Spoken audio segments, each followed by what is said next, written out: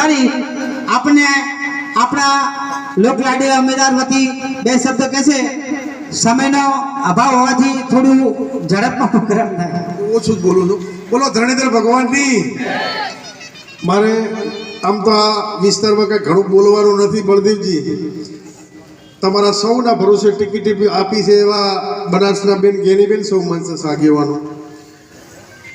આમ તો દિયોદર મેં કીધું હતું ભરતસિંહજી, જ્યારે બનાસકાંઠા જિલ્લામાં ભાજપ શું છે એવી ખબર નથી, અને હું 8મા ધોરણમાં ભરતસિંહજી ભણતો તો મને યાદ છે કે એક તક ભાજપને અને આ ભીલડીની ધરતીને વંદન કરું છું કે એવા આગેવાન આપ્યા હતા જ્યારે અમારા વાવ થરાદમાં ભાજપમાં કોઈ ભાજપનું ટિકિટ લેવા વિધાનસભાની તૈયાર નહોતા। એ નમન કરું છું બાબુલાલને આ ધરતીને કે બાબુલાલ વાવ થરાદના ધારાસભ્ય તરીકે ત્યાં લડવા આવ્યા હતા અને શરૂઆત હતી ત્યારે આ ભૂમિને અને એમના સંરક્ષક થઈ ગયા બાબુલાલને નમનને વંદન કે જ્યારે બનાસકાંઠા જિલ્લામાં ભાજપની લડવાની શરૂઆત આ ધરતીમાંથી જોશી પરિવારે બાબુલાલે કરી હતી। પરંતુ દુઃખ એ લાગે છે કે બ્રાહ્મણ સમાજે જ્યારે એમણે હિન્દુત્વ કહી અને લડવા માટે કોઈ નહોતું લડતું, શહીદ કરવા માટે બ્રાહ્મણને લડાયા। જ્યારે ભાજપનો સૂર્ય ઉગતો થયો અને બ્રાહ્મણને જ્યારે આપવાની હોય ત્યારે બાબુભાઈના પરિવારને આપવાનો સાચો હક તો વિધાનસભા ભાજપને આપવી હોય તો કેવું છે બાબુભાઈનો પરિવાર ક્યાં છે એમને ટિકિટ આપ્યો, કારણ કે જ્યારે કોઈ નહોતું લડતું ત્યારે આ ભીલડીમાંથી બાબુભાઈ વાવ થરાદ લડવા આવ્યા હતા। ત્યારે તમને વિનંતી કરું છું કે આપ સૌ જાણો છો કે રાજા શાહી શાસન હતું, રાજાઓ હતા ત્યારે પણ એમના સલાહકાર તરીકે બીકે જોશી સાહેબ જેવા બ્રાહ્મણો હતા, સાચી સલાહ હાલતા એટલે રાજ ચાલતું હતું।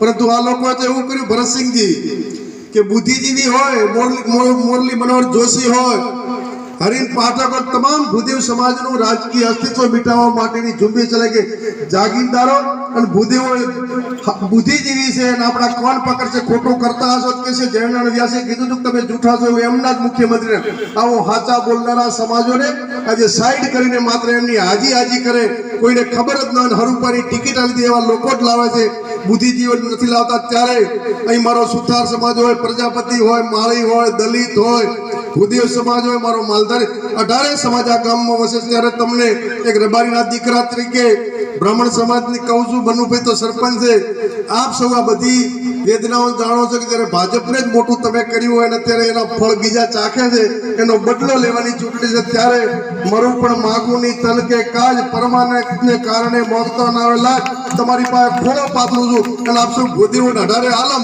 આશીર્વાદ બેનને આલજો। એક શબ્દ સાથે આપ સૌનો ખૂબ ખૂબ આભાર। જય હિન્દ। ધન્યવાદ ઠાકરજીભાઈ, ધન્યવાદ। હવે